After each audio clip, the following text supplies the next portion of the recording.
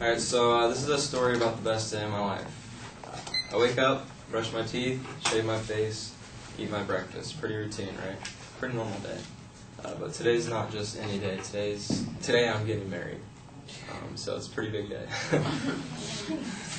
So after I ate my breakfast, I watched some ESPN with my brother.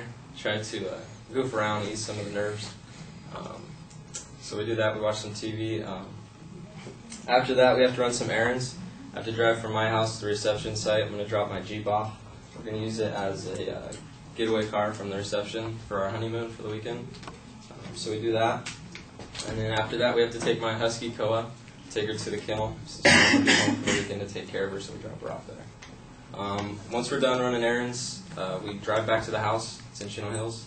It takes about an hour and a half to run all these errands. So once we get back, we're at the house. We meet up with all my groomsmen. We're drinking some beers, getting dressed, taking some casual pictures, just having a good time. But once we're dressed up into our tuxedos, we walk out to the backyard. We're going to take some formal pictures in the backyard with the photographer. My best friend Turner, he's one of my groomsmen. He was goofing off, messing around, flipping up his beer bottle cap, trying to catch it. One of the times he flipped it up, he missed it, fell to the ground. As soon as he bends over to pick it up, he rips a hole the size of Texas in the back of his pants. So I was feeling very nervous. I didn't know what to think. Everybody's laughing and pointing. Hilarious. The photographer's taking pictures. So all I could think about is, I hope my wife doesn't find out about this. So my mom's to the rescue. She brings out her sewing machine, sews it up real quick. Takes just a few minutes. Meanwhile, he's walking around in his heart-shaped underwear. So it just takes a few minutes. After that fiasco, we drive to the ceremony site, which is in downtown Fullerton. It's a beautiful church that we picked out. Once we get there, me and my groomsmen, we take some formal pictures inside and outside. Just goofing off too while we're taking some pictures, trying to ease the nerves again.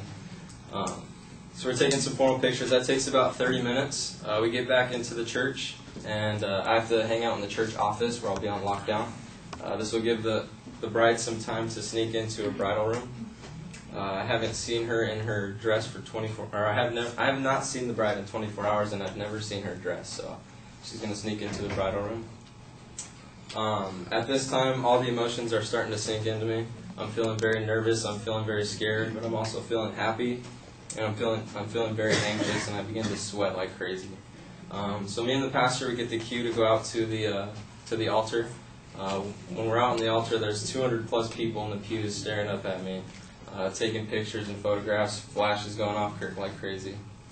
And all of a sudden, the pianist begins to play the bridal march. Dun, dun, dun, I'm sure you guys all know the bridal march. And all the guests rise to their feet, and they look towards the back of the room. As soon as they look towards the back of the room, the doors swing open, and she takes a few steps, and after she takes a couple of steps, our eyes lock. Our eyes immediately lock, and all nervousness and just went away. I don't feel scared anymore. Nothing in my world matters anymore at that point except for that moment. So I'm feeling, all I could do is hold back the tears of happiness, and I'm feeling very joyful. As soon as she reaches the end of the aisle, I grab her hands, and pretty much the ceremony begins. The ceremony took about 20 minutes, and in my eyes it flashed by in about 20 seconds. And the next thing I know, I'm kissing my bride, and that's basically it. We begin our new lives together as husband and wife.